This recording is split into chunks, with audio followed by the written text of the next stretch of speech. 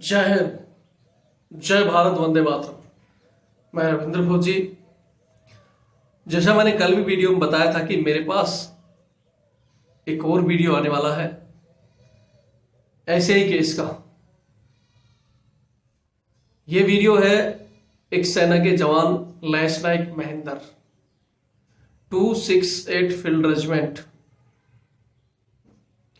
जिनकी हत्या हुई और उस हत्या को फौज ने घुमा फिरा के आत्महत्या दिखाई। उनकी जो वाइफ है उन्होंने मेरे पास वीडियो भेजा है। आज उनकी जो हालात है मैं आपको बताना चाहता हूं। उन्होंने रोकर अपना जो दुख जाहिर किया है कि अब मेरे पास दो ही ऑप्शन बचे हैं, या तो वो खुद और दो उनके बच्चे हैं उनके साथ दुनिया छोड़ दे, या अभी इस केस को लेकर उस रेजिमेंट के सीओ से जब वो बात करते हैं तो कहते हैं कि जो पैसा लेना है, जितना पैसा चाहे पैसा ले लो, मैं आपको पैसा दिला दूंगा, फैसिलिटी दिला दूंगा, लेकिन केस की जो आप कह रहे हो इस तरह की जांच नहीं होगी। सीओ साहब का प्रमोशन रुका हुआ है, मैंने कल भी बता दिया था। और इस केस में उनके पास अलग अलग तरह की रिकॉर्डिंग भी है। वो अपने वीडियो में सारी डिटेल बता रही है आपको, और यहां तक कि उनके पास वो सारी रिकॉर्डिंग में जिसमें एक मेजर की वाइफ जिनसे उनकी बात हुई तो बता रहे हैं कि कोई मेजर दिम्मन है। उन्होंने पहला बयान दिया एक बंदे ने कि मेजर दिम्मन उस बंदे को धक्का दे रहे थे और वो गिर गया, लेकिन उससे पहले ही वो मर गया था। एक बंदे ने पहले उनको फोन करके बताया था कि मेजर दिम्मन और दोनों वहां खड़े थे और मेजर दिम्मन उनको बचाना चाहता था लात मार के, तो उनके लात यहां लगी नीचे और उस लात की वजह से वो खत्म हो गया। और मेजर दिम्मन जो कि ये कह रहे हैं कि मैं जब तक वहां पहुंचा था तब तक वो बंदा डेड हो चुका था। अच्छा, सबसे पहले आपको एक छोटा सा मैं और बता दूं कि ये बंदे, इनकी यूनिट आसाम साइड थी और ये ट्रांजिट कैंप से अपनी यूनिट में जा रहे थे। वहां करीबन इनके साथ 5-6 बंदे यूनिट के, और वो मेजर साहब जो दिम्मन मेजर साहब वो भी साथ में था। इनके पास गाड़ियां थी और गाड़ी के अंदर हथियारों का बक्सा भी था। और फौज ने इंक्वायरी में एक जगह ये लिखा है कि इसने हथियारों के बक्से से हथियार निकाला तोड़कर और फिर अपने आप को सुसाइड कर लिया। अगर मेरे पति ने 15 साल देश की सेवा करी, देश की रक्षा करी, आज उसी को न्याय नहीं मिल रहा, जबकि मेरे पास इतनी रिकॉर्डिंग, इतने सबूत, सब कुछ है, तो कल मेरे और मेरे बच्चों को कैसे दिए? तो इसलिए कल मेरे को जीने का हक ही नहीं है। तो मैं सभी देशवासियों से ये कहना चाहती हूँ कि आपने एक हीरो सुशांत की जांच सीबीआई की मांग करी, सभी ने मिलकर जोर लगाया और उसकी सीबीआई जांच भी हुई। तो इसी तरह असली हीरो सैनिक की जांच भी सीबीआई से मांग करे सभी मिलकर और मुझे न्याय दिलाए। जय हिंद। आज कहानी ये हो रही है कि उनकी वाइफ इस केस को लड़ रही है। आज 4 साल से उन्होंने ना तो पेंशन ली है, क्योंकि उनके पास जो डॉक्यूमेंट आते हैं उनको कहते हैं कि भाई आप पेंशन ले लो, वो ले लो। बोले मैं पेंशन नहीं लूंगी, मुझे इस घटना की सीबीआई जांच चाहिए।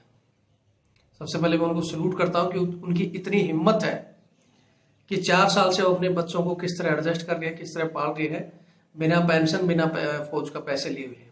नहीं तो सबसे पहले तो एक यही चीज आती है कि अगर बंदा किसी भी कारणों से मरे हो, लेकिन बाद में जब पैसे की बात आती है कि भाई इतना पैसा मिल रहा है, ये मिल रहा है, फलाना मिल रहा है, तो पीछे वाले सब भूल जाते हैं और वो पैसा लेके और बंद हो जाता है। लेकिन यहाँ क्योंकि इनके पास जिस दिन बंदा डेड हुआ था तो वहां से सबसे पहले किसी जवान ने फोन कर दिया था कि ऐसे ऐसे आपके पति ने सुसाइड कर ली। पहले उनको ये कहा गया था। फिर उन्होंने लगातार फोन पर उनकी क्या क्या बातें हुई, एक उनकी मेजर की वाइफ से भी बातें हुई। उन्होंने कहा कि सबसे पहले मेजर वो दिम्मन मेजर वो सुसाइड कर रहे थे तो दिमन मेजर का वो खाना नहीं खा रहे थे तो दिमन मेजर ने पता नहीं क्या बात हुई थी और दिमन मेजर वहां सबसे पहले पहुंचे थे। एक कोर्ट ऑफ इंक्वायरी के सवाल है, मैं यहाँ आपको वो सवाल सारे के सारे थोड़ी देर रुक के बताता हूँ। यहाँ सबसे पहले बता देता हूँ कि 4 साल से ये इनको न्याय नहीं मिला है और अब एक ही रास्ता है इनके पास। ये कहती है या तो मुझे सीबीआई जांच दी जाए या मैं अपने बच्चों को लेकर ये दुनिया छोड़ दूं। उधर सीओ साहब इनके जब बात करते हैं तो सीओ साहब क्या है, इस कोर्ट ऑफ इंक्वायरी में सीओ भी फंसे बैठे हैं। 4 साल से उनको कहीं पोस्टिंग नहीं भेजा गया है और उनका जो ब्रिगेड कमांडर का प्रमोशन आना था ब्रिगेडियर का, वो भी रुका हुआ है। तो वो कहते हैं कि भाई कितना भी पैसा ले ले हम आपको भी नौकरी दे देंगे, इनके बच्चों को भी मतलब नौकरी दे देंगे, लेकिन इनकी सीबीआई जांच मत कराओ, जो हमने करा दिया वो बहुत सही है। यहाँ ये कह रहे हैं कि आज अगर मैं औरों की तरह या किसी भी समझो आप पैसे की तरह अगर आज मैं बिकती हूँ और मैं पैसे ले लेती हूँ तो कल फिर किसी न किसी का हस्बैंड पति किसी का इस तरह का शिकार होगा, किसी माँ का लाल फिर शिकार होगा, ये अफसर फिर किसी का इस तरह हत्या करेंगे और फिर आत्महत्या दिखा देंगे। और ये बहुत से केसों में हुआ है, क्योंकि फाइटिंग तो चलती है बहुत दिन तक, लड़ाई आदमी लड़ता है कोर्ट के जरिए फलाना जरिए। जैसा इन्होंने एक चीज और कही है कि सर आज मैं मतलब इतना मतलब मेरे दिल में वो आ रहा है कि एक हीरो सुशांत राजपूत के लिए पूरी जनता ने वो किया और उसको सीबीआई जांच मिल गई, तो हमारे देश के ऐसे बहुत से जवान मारे गए हैं उनको क्यों नहीं मिल रही? आखिर गवर्नमेंट क्यों नहीं ध्यान देती और जनता क्यों नहीं इस चीज को उठाती? तो यहां मैंने उनको एक ही पॉइंट कहा है कि जनता तो हमारी पॉइंट उठाती है, लेकिन जनता के पास ये चीजें पहुंचती नहीं है, क्योंकि जनता के पास ये पहुंचाने वाली कौन है? मीडिया। और मीडिया इस देश की बिकी हुई है, पैसे के पीछे काम करती है। सुशांत का केस उन्होंने उठाया क्योंकि उसके परिवार के पास पैसा था, इनके मुंह में पैसा मारा और इन्होंने उस केस को हाईलाइट रखा, सुशांत क्या खाता था क्या करता था, मतलब पल पल यहां तक कि उसके घर से निकलने पेशाब तक की खबरें लगातार दिखाया। लेकिन जब सैनिक का इनकी फैमिली ने 2 बार धरना दिया है, दिल्ली में भी दिया है, जयपुर में भी दिया है, कोई भी नेशनल मीडिया नहीं आई, बल्कि इन्होंने फोन किया, सब जगह बताया, लेकिन कोई नेशनल मीडिया नहीं आई। आम पब्लिक का तो मैं खुद कह रहा हूं कि आम पब्लिक तक ये खबरें नहीं पहुंच पाई, आम पब्लिक पहुंची नहीं, तो पब्लिक की गलती नहीं है। हाँ, हो सकते हैं कुछ एक गद्दार इस देश के जो इन चीजों को देखकर शेयर नहीं करेंगे। एक सच्चा जो हिंदुस्तानी होगा, मैं आज उनसे रिक्वेस्ट भी करता हूं कि आपको लगता है कि एक सैनिक को न्याय मिलना चाहिए और आपके लिए वो कहीं ना कहीं जान देने के लिए ड्यूटी करते हैं, तो ये वीडियो को इतना शेयर करो कि रुकना नहीं चाहिए और इनको भी सीबीआई जांच मिले। इस वीडियो को बनाने का मेन मकसद यही है। मैं आपसे रिक्वेस्ट करता हूं दोस्तों, नेशनल मीडिया बिकी हुई है, नेता और अफसर वो अपनी जेब भरने में लगे हैं, चाहे देश को लूटने में लगे हुए हैं। हमें किसी भी पार्टी से, ना बीजेपी ना कांग्रेस, कोई भी पार्टी से हमें मतलब नहीं है। हमें सिर्फ इस चैनल पे जो भी चीजें आती हैं वो सिर्फ जवानों के लिए आती हैं और हम जवानों के लिए लड़ाई लड़ते हैं। तो मैं चाहता हूं कि ये चीजें रुके ना।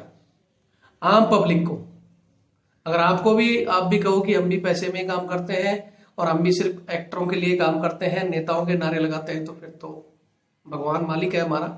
लेकिन मैं फिर भी कहना चाहता हूं जो अच्छे, जहां तक एक खबर पहुंचती है, आप जब तक देखो वीडियो को पूरा नहीं देखेंगे, जब तक आपने देख लिया और जितना आपके पास कॉन्टेक्ट है नहीं भेजेंगे, तो फिर आप में और उस भाड़ मीडिया में कोई फर्क नहीं है। मैंने कल भी ये चीज बोला था। ये बहन कह रही है कि मैं ले लूंगी, मेरे क्या, मैं भी पैसे ले लूंगी, मेरे बच्चे पाल लूंगी, मैं भूल जाऊंगी, कल फिर कोई मरेगा। और वो मरने वाला आपका भी भाई भी हो सकता है, आपका हस्बैंड भी हो सकता है, आपका पिता भी हो सकता है, आप भी हो सकते हैं। अगर आपको लगता है हम सच की लड़ाई लड़ रहे हैं तो शेयर करें। इनका वीडियो मैं आपको दिखाता हूं और वीडियो दिखाने से पहले मैं पॉइंट भी बता देता हूं। जैसा कि मैंने बताया था कल भी कि जब इनकी डेड बॉडी आई, उनका एक हाथ टूटा हुआ था, एक दांत टूटा हुआ था, पेशाब की नली में खून था। तो उन्होंने सवाल किए थे कि अगर इस बंदे ने सुसाइड की है तो इसका हाथ क्यों टूटा है? तो जो मेजर आए थे पहले, क्योंकि वहां तो चोंच मिला के आए थे, बोला डेड बॉडी को गाड़ी में रखते हुए इनका हाथ टूट गया। दांत कैसे टूटा जी? बोला जब गोली लगी है तो मतलब राइफल ने झटका लिया, उसकी वजह से दांत टूट गया। पेशाब की नली में खून क्यों आया? और पोस्टमार्टम ने हमने चेक किया था कि क्या खाया था क्या पिया था, मतलब तीनों गोल मोड़ जवाब कर दिया। यहाँ आपको मैं थोड़ी सी घटना बता देता हूं कि घटना कैसे घटी। ये लोग ट्रांजिट कैंप में थे और ट्रांजिट कैंप से अपनी यूनिट की तरफ जा रहे थे। वहां रास्ते में इनके पास से बंदे इन्हीं की यूनिट के और इनकी यूनिट का मेजर धीमन मिले थे वहां, और एक गाड़ी के अंदर ये 7 अपनी यूनिट की तरफ जा रहे थे।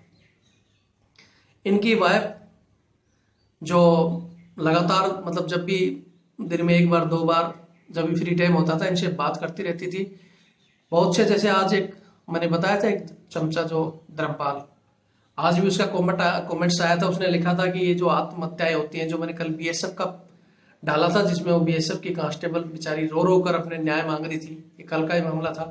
उसमें हालांकि उसने लंबा चौड़ा पॉइंट लिखा है, कुछ अच्छी बातें भी लिखी है, लेकिन उसने लिखा है कि इस चैनल से ज्यादातर या तो लड़के जुड़े हुए हैं जिनको पता ही नहीं फौज क्या है, और या फिर ऐसे ही लोग जुड़े हैं जिनको फौज की नॉलेज ही नहीं है। बोला लोग आत्महत्या घरेलू कारणों से करते हैं, फौज में तो ऐसा कुछ होता ही नहीं है, फौज में चैनल बने हैं, फलाने हैं, फौज में सब कुछ अच्छा है। उन्होंने लिखा है, उनकी सोच है। यहां मैं बता देता हूं, फौज ने इंक्वायरी भी की है कि इनको कोई घरेलू प्रॉब्लम तो नहीं थी।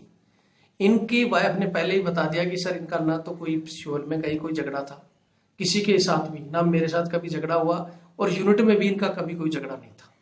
लगातार इनकी बात होती रहती थी, बोलते थे कि ठीक है अफसरों की तानाशाही तो हर जगह चलती ही चलती है, अफसरों का राज है, लेकिन इन्होंने कहा कि फौज की बातें हम मीडिया में कहने से फायदा क्या है, हमारे साथ तो इतनी प्रॉब्लम नहीं है। लेकिन जब ये ट्रांजिट कैंप से ऊपर जा रहे थे तब इन्होंने बताया कि मेजर धिमन के साथ इनका कुछ पंगा हुआ है, और बातों बातों में ये भी कहा कि यार वो मेरे को उल्टा सीधा बोला है, हो सकता है मतलब वो मेरे को धमकियां दे रहा है और कोई बड़ी चीज ना हो जाए, मैं तो चुप हूं, हो सकता है कि इनकी तू मैं हुई है और मेजर धिमन ने इनको मारा, लेकिन उसकी जांच होगी तो पता चलेगा ना। अभी ये कह रहे हैं कि 13 तारीख को मतलब 12 तक इनसे बात हुई थी, 13 को इनका पूरा दिन मतलब दोपहर बाद में पूरा 13 को इनका स्विच ऑफ रहा, 14 को स्विच ऑफ हुआ।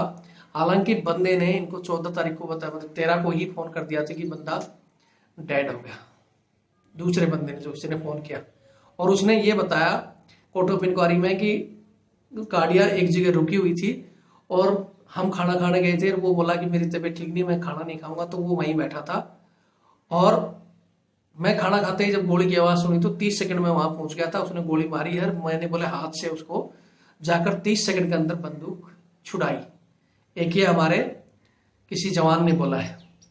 यहां मैं एक पॉइंट और दे देता हूं, क्योंकि अब इस इंक्वायरी में अगर कोर्ट ने सही नहीं फैसला लिया तो सीओ भी फंसेगा, क्योंकि उसने झूठी कोर्ट ऑफ इंक्वायरी पे साइन किया है। मेडिकल जिसने किया है वो डॉक्टर भी फंसेंगे, ब्रिगेड कमांडर तक जिन्होंने इसमें साइन, क्योंकि ऊपर कमांडर तक के साइन होते हैं वो भी, क्योंकि वो अब सब अपने आप सैप होने के चक्कर में खुद की भी सब फंस रहे हैं, तो इसको कह रहे हैं कि शहीद का दर्जा दे देंगे, फलाना दे देंगे, लेकिन ये मानी नहीं है लेडीज। अभी यहाँ एक पॉइंट हमारे जवानों को और खासकर जेसीओ साहब को कह देता हूँ कि आप भाग कर जब कोई बुलाता है ना सीओ, हाँ साहब सूबेदार साहब आइए, आप इस कोर्ट ऑफ इंक्वायरी के विटनेस बन जाइए, आप चाहे वहां थे या नहीं थे, 1-2 बार तो ऐसे ऐसे करते नहीं लाओगे, उसके बाद साहब ने डांट मारा, साहब साइन करो, मैं कहता हूं, तुरंत साइन कर देते हो। उन साइन करने वाले की नौकरी भी जा सकती है इसमें, इसलिए किसी की भी कोर्ट ऑफ इंक्वायरी ऐसी चीज पर साइन ना करें। या तो आप जवान का पक्ष लेते हो तो बहुत अच्छी बात है, या वही बात है कि मजबूरी में नहीं ले सकते तो चुप तो रहो, आप कहोगे साहब मैं प्रेजेंट नहीं था, मैंने कुछ नहीं देखा, मैं साइन नहीं करूंगा, मुझे कोई पता नहीं इस चीज का, और आप मना करते हो, और तो उनकी कोई वो नहीं कि आपको फालतू में वो फोर्स करें। आर्मी रूल अगर किसी को दिक्कत आती है, नहीं पता है, आजकल बुक आती है ऑनलाइन, आप मंगा सकते हो, उसमें देख सकते हो, आपके जो अधिकार है वो आपको मिल जाएंगे। अच्छा, यहां मैं जैसे बता रहा था कि सबसे पहले उस बंदे ने कहा कि लक्ष्य नायक मैं पहुंचा था, उसके बाद जब इनकी वाइफ ने वहां, किसी ने 2 दिन तक बाद में किसी ने ना 14 को फोन उठाया इनका, फिर इन्होंने वहां इनके पास एक मेजर की वाइफ का फोन था, उनसे फोन किया, उन्होंने फोन, इनकी सारी रिकॉर्डिंग इनके पास रखी हुई है, सबकी अलग अलग बयान है, 2 बार कोर्ट ऑफ इंक्वायरी हुई है, उसके अलग अलग कागज इन्होंने मंगाए हुए हैं, वो भी कोर्ट में लगाए हुए हैं। अभी जब मेजर दूसरे एक मेजर की वाइफ से बात हुआ तो उन्होंने कहा कि वो आपका हस्बैंड खाना नहीं खा रहे थे, पता नहीं परेशान थे, तो वहां मेजर दिम्मन और वो थे, और मेजर दिम्मन ने उनको कहा कि खाना खा ले, वो कर ले, तो उनको मतलब कहा सुनी में धक्का लग गया था, और पता नहीं वो बाद में हथियार से उठाकर खुद को गोली मार ली और धिम्मन ही वहां मौजूद था, धिम्मन प्रेजेंट था। और धिम्मन ने मतलब उनको बचाने के लिए जब वो धक्का मारा तो पड़ गया, तो वो हथियार निकाल के खुद को मार रहा था। धिम्मन मेजर ने लात मारी और वो लात बचाने के लिए मारी थी। लेकिन यहाँ एक और बंदे ने जब उनको फोन किया कि धिम्मन ने उनको लात मारी, वो मर गया। ये कई रिकॉर्डिंग उनके पास पड़ी हुई है।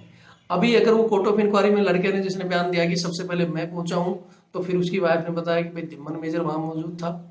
जब धिम्मन मेजर का बयान है तो वो कहता है कि मैं तो बाद में गया था, तब तक वो बंदा खत्म हो चुका था और लैश नायक उनके साथ था जिसका पहले झगड़ा हुआ था। वो एक सिपाही के ऊपर डाल रहा है कि पहले एक और था जिसके साथ इनका झगड़ा हुआ था। अच्छा, दूसरी बात यह है कि पॉइंट एक इन्होंने दिया है कि हम गाड़ी में आ रहे थे, हथियारों का बक्सा था, हथियारों का बक्सा तोड़कर और इसने गोली मारी है। यहां मैं एक पॉइंट और देना चाहता हूं कि सबसे पहले अगर गाड़ी और भी गाड़ियां थी वहां, वैसे मैंने पॉइंट बताया नहीं आपको कि 4-5 गाड़ियां वहां खड़ी थी। अगर बंदा 5 गाड़ियों में हथियार का बक्सा तोड़ता है तो आसपास की गाड़ियों के क्या लोगों को आवाज नहीं सुनाई दी? गोली मारी तो क्या और गाड़ियों के पास ड्यूटी पे वाले लोग नहीं थे जो वहां पहुंचते?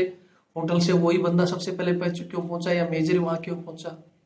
दूसरी बात, अगर आपके पास हथियारों का बक्सा है और उसकी मैडम ने पॉइंट उठाया कि भाई वो बक्सा अगर हथियारों का है तो उसके पास दूसरा ड्यूटी वाला क्यों नहीं था? बोला ड्यूटी दूसरे की थी, लेकिन वो खाना खाने चले गया था अपना हथियार लॉक करके। यहां भी पॉइंट बनता है कि मानता हूं कि भाई खाना खाने के लिए जा सकता है ड्यूटी वाला, लेकिन दूसरे को प्रॉपर हथियार सौंप के जाता है कि मैं खाना खाने जा रहा हूं और आप नहीं जा रहे हो तो मेरा हथियार आप रखो और देखना प्रॉपर ताले में बंद करके। शायद ही मेरी सर्विस में तो देखा नहीं, इनकी रेजिमेंट में होता है और किसी में होता है तो मेरे को जरूर बताना। इस तरह के बहुत से पॉइंट हैं। जैसे वो बॉडी के ऊपर हाथ क्यों टूटा, ये किसी की बॉडी चढ़ाते हुए आज तक किसी का हाथ नहीं टूटा। शायद ही मेरी उसमें तो आया नहीं, आपके में आता है तो वो भी बताना। और बहुत सी बातें हैं जो इनकी वाइफ बता रही है।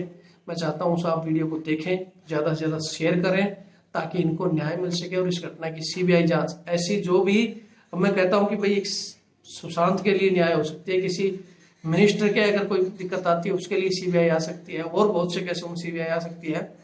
तो हमारे देश के रक्षक जो इस तरह मारे जाते हैं और जिनकी ये होती है तो उसकी सीबीआई जांच होनी चाहिए ताकि दूध का दूध और पानी का पानी हो और इन लोगों को सजा मिले। वरना डिपार्टमेंट की इंक्वायरी तो वही सीओ, वही सारे मेजर वगैरह जिनके ऊपर शक है वही इंक्वायरी करेंगे, तो वो क्या अपने आप को मतलब गुनाहगार बताएंगे? ये विडंबना सैनिकों के साथ जो अन्याय हो रहे हैं, चाहे वो सहायक प्रथा के हों, चाहे ये धर्मपाल जैसे बोलते हैं कि घरेलू प्रॉब्लम से। आज मैंने एक न्यूज भी पढ़ी थी कि जवान सुसाइड करते हैं छुट्टी के कारण। अफसरों ने माना है कि ज्यादा छुट्टी और ड्यूटी के कारण। तो उसका भी कहीं ना कहीं वो है कि मैन पावर को ये लोग सहायक प्रथा के रूप में या इनकी पार्टियों के रूप में मैन पावर का 60% मिसयूज ये अपने पर्सनल काम में करते हैं, और वहां ड्यूटी देने वाले और छुट्टी मांगते हैं तो बोलते हैं बंदे नहीं है। बंदे तो जो इनकी गंदगी साफ करने में लगे हुए हैं। तो जिस सहायक प्रथा के लिए लड़ रहे हैं वो भी इसी से जुड़ा हुआ है। वो तो हम लड़ ही रहे हैं। आज इस बहन को न्याय दिलाने के लिए वीडियो रुकना नहीं चाहिए ताकि इनको न्याय मिले। जय हिंद, जय भारत। ये बोल रहे हैं कि इस केस को यहीं की यहीं, इसको सीबीआई की जरूरत नहीं है और इससे फौज का कोई लेना देना नहीं है। जब वो ऑन ड्यूटी था तो फौज का लेना देना क्यों नहीं है? और बोलते हैं इस केस को जज लेना ही नहीं था, और अगर आपको केस करना था तो सुप्रीम कोर्ट नहीं हाई कोर्ट में क्यों गई, AFD में जाना था। और जबकि इसमें इतने सारे प्रूफ है मेरे पास, रिकॉर्डिंग है मेरे पास, तो मैं आपको बताती हूँ। मैंने पहले भी बताया था, जिस टाइम मेरे पति की डेड बॉडी आई तो उसका एक हाथ टूटा हुआ था, एक दांत टूटा हुआ था, पेशाब की जगह खून आए हुए थे। जब मेरे घर वालों ने पूछा कि ये हाथ कैसे टूटा दांत, तो बॉडी के कुछ लोग आए थे साथ, उन्होंने में से कुछ लोग बोले कि ये सब पोस्टमार्टम में आ जाएगा। इसका 2 जगह पोस्टमार्टम हुआ है, एक तो टूटिंग और एक दिल्ली। और ज़्यादा सवाल जवाब करोगे तो सीओ पागल खाने डाल देगा इसकी पत्नी को तो, और बच्चों को कुछ नहीं मिलेगा, और हम बॉडी को वापस ले जाएंगे। इसलिए मेरे घर वाले दबाव में आकर अंतिम संस्कार कर दिया। अंतिम संस्कार करने के बाद बोले कि इसने एक हथियारों का बक्सा भरा था, उसका लॉक तोड़ा और अपने गोली मार ली। मेरे को ये सब बातों का पता चला तो मैंने मेरे यूनिट में मेजर साहब से बात किया और उसकी पत्नी से बात किया। तो मैंने मेजर से पूछा कि मेरे पति का हाथ कैसे टूटा, दांत कैसे टूटा, तो पेशाब की जगह खून कैसे आए। तो मेजर साहब ने कहा कि आपका उसका दांत तो गोली राउंड लिया जब टूट गया, हाथ गाड़ी से उतारते टाइम टूट गया होगा, और पेशाब की जगह खून चेक किया होगा डॉक्टर ने। तो मैंने मैडम ने मेरे पास कॉल किया 1-2 दिन बाद में। तो उससे मैंने पूछा कि मैडम आप बताओ, आप मेरे पति को अच्छी तरह से जानते हैं, आपके घर में भी मेरे पति 2-2.5 साल 3 साल तक रहे, आपका दूध ले आना बाहर से, सब्जी सुब्जी ले आना, क्या मेरे पति आत्महत्या कर सकते हैं? मैडम ने कहा नहीं, मैं भी कहती हूँ कि वो आत्महत्या नहीं कर सकते। जितने वो घर में अच्छे थे उतने ही वो बाहर भी अच्छे थे। और मैं भैया वहाँ खाना खाने नहीं गया तो धीमन मेजर ने भैया को धक्का मारा, भैया धक्का से गिर गया और फिर भैया होटल के पीछे घूम के आके गाड़ी में बैठ के उसने खुद गोली मार ली। और वहाँ पर बहुत हंगामा हुआ, दूसरी यूनिट ने पुलिस बुला ली, तो वहाँ पर हंगामा हुआ बहुत, और धीमन मेजर भैया ने बड़ी मुश्किल पीछा छुटाया और सिविल से डॉक्टर बुलाया और फिर वहाँ से पीछा छुटा के चल गए। और मैं एक निर्मला, मेरे एक लड़का है, मैं उसकी कसम खा के बोलती हूँ कि